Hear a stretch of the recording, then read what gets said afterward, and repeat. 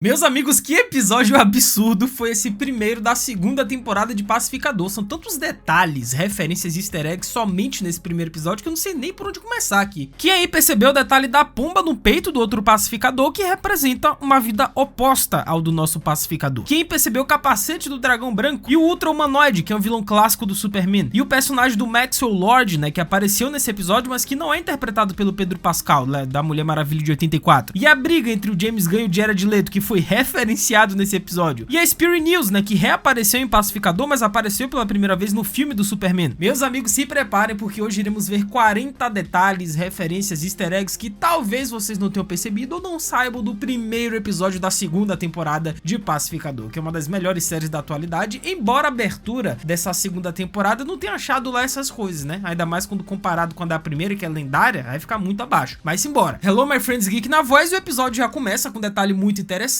que é o próprio Pacificador fazendo uma recapitulação do que a gente viu lá na primeira temporada até o momento atual. E eles mostram, né, ao público desde o início que os eventos da primeira temporada do Pacificador são, em suma maioria, canônicos para este novo universo cinematográfico do DCU, né, que começou com projetos como séries Creatures Commandos, né, de 2024 e o Superman de 2025. E perto do final da última temporada, né, a Adebayo ligou para sua mãe Amanda Waller para perguntar se ela poderia enviar a Liga da Justiça para ajudar sua divisão da Força Tarefa X a derrotar uma invasão dos borboletas. Só que nessa recapitulação agora da segunda temporada, afinal é um novo universo da DC comandado pelo James Gunn, a gente tem uma alteração em relação ao que a gente viu na primeira temporada. Ao invés da Adebayo pedir ajuda da Liga da Justiça,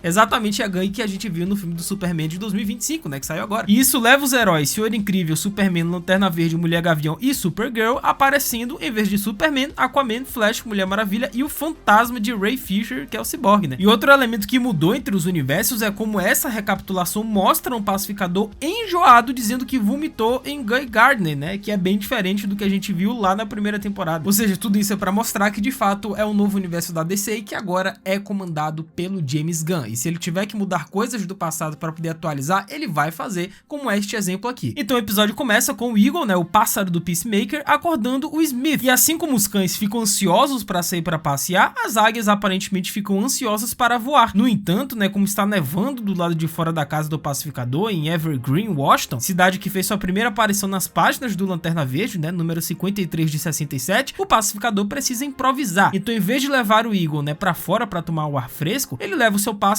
para um lugar extradimensional, deixando o Eagle vagar livremente em sua chique área de armazenamento de desdobramento quântico, que é um presente bacana que seu pai deu ao Chris em seu leito de morte, junto com toda a tecnologia do Peacemaker. Quer dizer, deixou de presente entre aspas, né? Digamos que o Chris, ele simplesmente pegou para ele, né? Roubou a porta que dá acesso a este lugar quântico extradimensional, né? Não foi bem um presente. Então os dois entram na fenda dimensional e o Chris tenta cumprimentar seu vizinho alienígena extradimensional. E este personagem é inédito no universo da DC, né? Simplesmente ele não existe nas páginas dos quadrinhos, pelo menos não que eu tenha encontrado, e olha que eu pesquisei bastante, e ele é identificado nos créditos desse episódio como alienígena cifótico, né, interpretado pelo ator Dorian Kenji. E dá pra ver nos créditos também que este alienígena ganhou vida com a ajuda de dois outros marionetistas, né, o que é super legal. E se vocês observarem, né, assim que o Chris ele entra naquele lugar, ele olha pra cima e ele vê aquele aparato, né, aquela ferramenta que no final do episódio iria ser justamente através dela que o outro pacificador de outra linha temporal iria bater as botas. Então já é um indício no início do que ia acontecer no final. E se vocês notarem, né, o pacificador nosso, da nossa realidade, no caso, da linha principal, ele matou a família inteira dele, incluindo ele próprio. Ele matou o irmão no passado, sem querer, ele matou o pai e matou ele mesmo agora nesse episódio, em geral. Então o Chris imediatamente percebe, né, que aquela porta fica ao lado de outro lote com 10 capacetes do Peacemaker que ele nunca tinha visto antes. O que fica claro, né, já que eles são projetados de forma completamente diferente do antigo lote de seu falecido pai na primeira temporada. Mas o que é interessante sobre o Eagle, né, arranhando essa porta, é que isso meio que sugere que o Eagle está querendo voltar para um lugar com o qual ele já está familiarizado, como se o Eagle pudesse ser nativo dessa nova dimensão. Mas de qualquer forma, né, após inserir a mesma senha que ele usa para acessar outra dimensão, o Chris ele entra na sala de estar, né, na casa de seu pai, vindo de um universo alternativo. E com isso ele dá de cara com uma parede que, cara, tá repleto de referências e easter eggs e tem muita coisa aqui que eu anotei, né? Primeiro, já tá logo de cara, é o capacete do dragão branco, né, que era justamente o codinome nome do pai do pacificador. E entre esses prêmios e conquistas está o prêmio Evergreen Beacon of Bravery, né, concedido a uma equipe chamada Top Trio, que como sabemos é composta pelos 3 da família, né, o Smith e seus 2 filhos, Chris e Cave. E aparentemente os 3 também receberam a chave da cidade de Evergreen, e é uma cidade que tem um selo gravado na base, e esse selo é diferente do selo que vimos na continuidade anterior do DCEU, porque em vez de apenas Washington na parte inferior do selo, né, como vimos nesse episódio, o selo antigo tinha as palavras Charlton County Washington, com Charlton, é claro, sendo uma referência a Charlton Comics, que é a editora original da primeira aparição do Peacemaker na edição 40 da revista Fighting Five de 66. E talvez esse nome Evergreen seja uma referência ao próprio personagem do Lanterna Verde, né, que querendo ou não acabou aparecendo aqui nesse primeiro episódio da segunda temporada, e calma que já a gente chega lá, mas nos quadrinhos o próprio Lanterna Verde ele passou um tempo na cidade de Evergreen. E detalhe na roupa do Keith, né, pois ele está usando uma misteriosa roupa vermelha e azul que conseguimos ver um pouco mais claramente quando todo o elenco dançou na sequência nova da abertura. Que inclusive eu detestei que eles mudaram a música da primeira temporada. Cara, não se faz isso, sabe? O negócio foi icônico, foi marcante aquela abertura da primeira temporada. Não deveria ter feito isso. Tudo bem mudar a coreografia, porque são novos personagens, nova temporada, tudo bem. Agora mudar a música ficou meio estranho, ficou melancólico.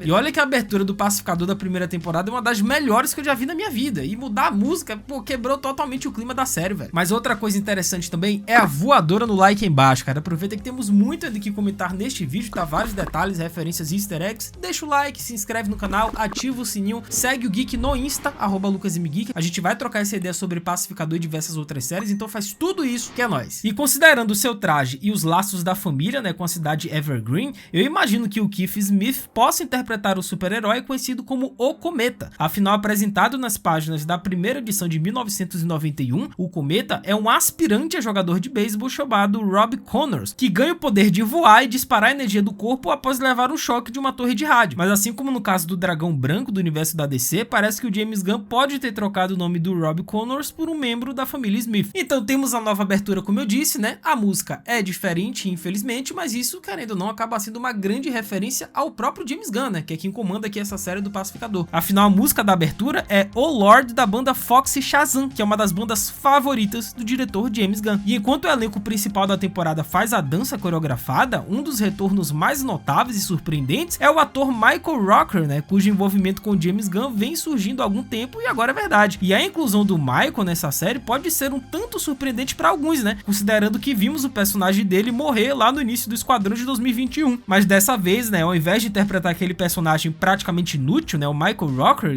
está interpretando o caçador de animais selvagens conhecido como Red Wild, né, um personagem aparentemente novo, criado especificamente para a série, e aparentemente é o inimigo número 1 do Eagle, né? Afinal, o personagem que ele vai interpretar é o maior caçador de águias do mundo, e na certa ele vai mirar, obviamente, no nosso pássaro favorito. E o Michael Rooker, pra quem não lembra, né, gente, é o Yondu lá do Guardiões da Galáxia, que é dirigido pelo James Gunn, e ele foi lá e trouxe o seu velho amigo de novo. E o James Gunn adora o Michael Rooker, né, porque o ator recentemente interpretou o Superman robô, número 5, né, no filme recente do Superman, e também o supremacista branco Sam Friesenbaum, né, em Creatures Commandos. E com isso saltamos 6 meses no tempo, e aí a gente tem outra grande referência, né, porque a Adebayo ajuda o seu grande amigo, né, o Pacificador, na nova entrevista de emprego dele, e a música que está tocando no carro é Don't You Ever Leave Me, né, do Hanoi Rocks, que é a banda que deu nome ao time do Pacificador depois que eles se uniram por conta da banda lá no 5º episódio da primeira temporada. Quem lembra dessa resenha? E quando o Chris ele sai do carro, a gente pode ver que um desses guarda-costas na porta está à frente de um grafite de borboleta, o que remete às borboletas miseráveis da primeira temporada que queriam invadir o nosso planeta. Então o Chris vai até as portas da fábrica abandonada, né, de Crank Toys, quando de repente sai uma mulher chorando fantasiada de coelho. Acontece que esta mulher faz parte simplesmente da galeria de vilões do Batman. É uma vilã do Batman, cara. Temos aqui a Jaina Hudson, exatamente ela que é a Coelho Branco. Ela é uma vilã temática do Batman, né, meio parecida ali com a referência em Alice nos Países das Maravilhas, que apareceu pela primeira vez nos quadrinhos do Batman de 2011 do Cavaleiro das Trevas, sendo que essa personagem não é a primeira Coelha Branca dos quadrinhos, né? Afinal, o Homem-Aranha, né, na Marvel, obviamente, rival, também tem na sua galeria de vilões uma vilã, uma personagem conhecida como Coelha Branca, né, que também foi inspirada em Alice nos Países das Maravilhas. Então o Chris, ele conhece 3 personagens centrais do novo filme do Superman do James Gunn, né? A Mulher Gavião, interpretado mais uma vez pela Isabelle Merced, e essa daí tem que tomar cuidado pra não dar uma de Pedro Pascal, porque essa menina já tá em tudo que é filme também, né? É The Last of Us, é Superman, aí agora aqui volta de novo. É calma, viu? Temos o Guy Gardner, né, o Lanterna Verde, e o Maxwell Lord, né, que é o financiador da Gangue da Justiça, interpretado pelo Shang-Gun, que também apareceu em Guardiões da Galáxia Volume 2, dirigido pelo James Gunn. E aqui vale ressaltar uma mudança do antigo DCEU pro novo, né, que é justamente comandado pelo James Gunn, e lembremos que lá no filme terrível da Mulher Maravilha 1984, tinha o Max Lord, só que ele era interpretado por quem? Exatamente, o cara que tá em tudo que é coisa. Se você ligar na Globo agora, na novela, o Pedro Pascal vai estar lá. Só que agora, né, o Shang-Gun, ele interpreta uma versão bem diferente do personagem Maxwell Lord, né? E chega de Pedro Pascal, né, gente? Vamos dar um tempo que ninguém aguenta mais. E o mais engraçado foi o Lanterna Verde, né, fazendo uma piada com a Mulher Gavião, né, da Isabela Mercedes, dizendo que ela adora pipocas, né? Afinal, pássaros, né? Milho, pipoca,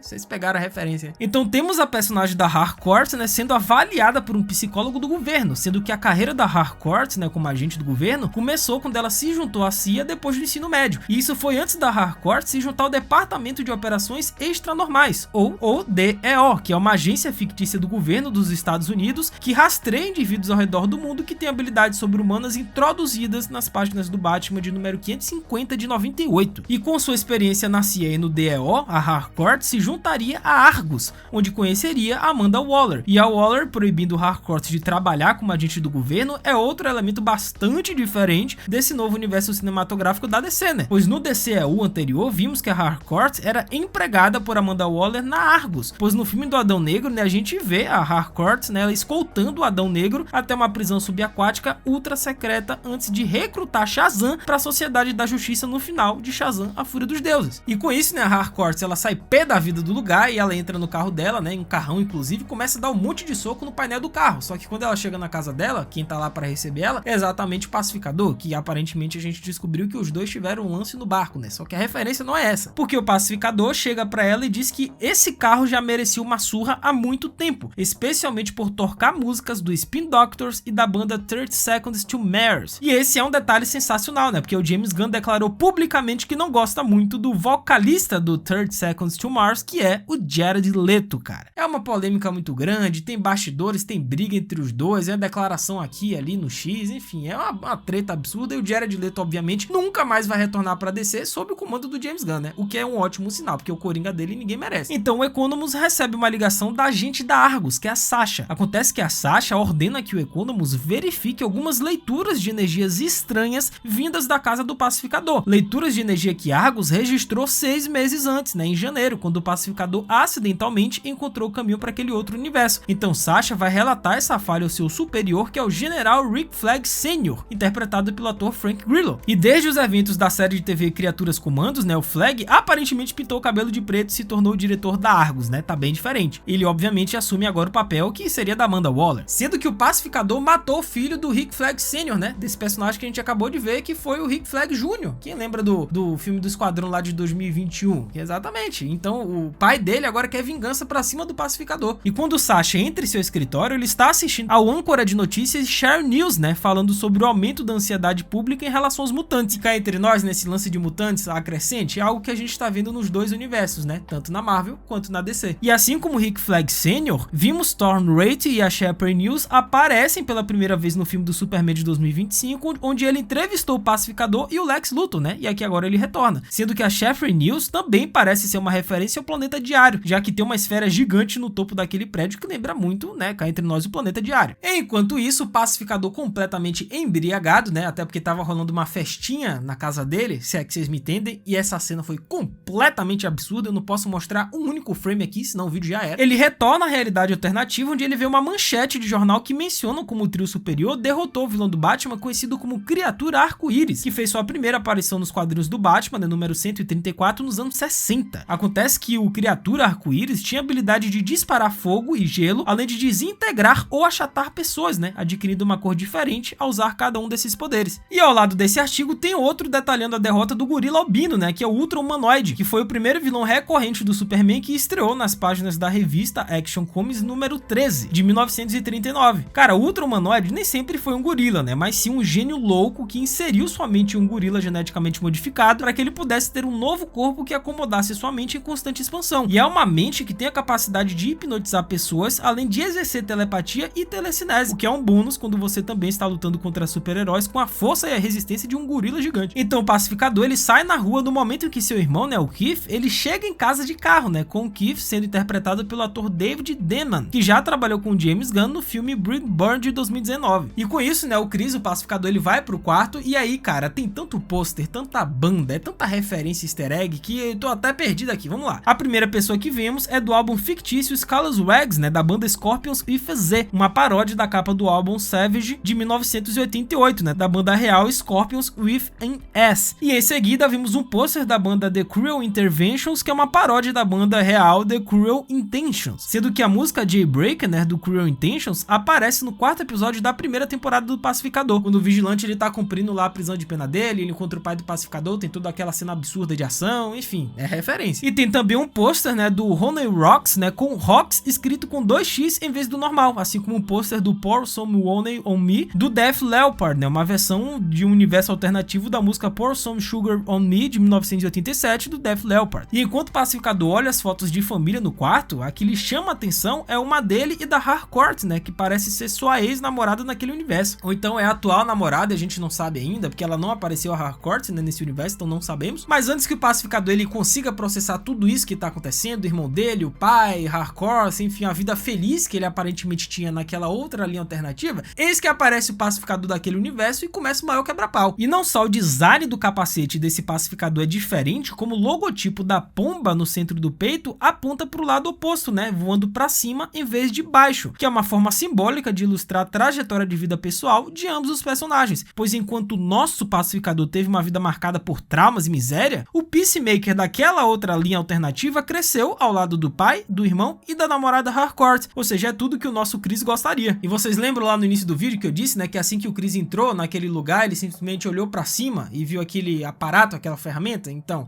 foi exatamente isso que aconteceu e furou o Pacificador da outra linha alternativa e na certa, eu nem assisti os outros episódios, tô aqui fabulando, né, teorizando. Provavelmente o Chris ele vai querer ficar nessa outra linha alternativa porque a vida dele lá é feliz, então a gente vai ver o desenrolar disso nessa segunda temporada. Mas comentem embaixo o que vocês acharam da estreia da segunda temporada do Pacificador, curtiram, não curtiram, comentem aí que eu vou ler e responder todo mundo. Essa até a próxima, valeu, falou e fui!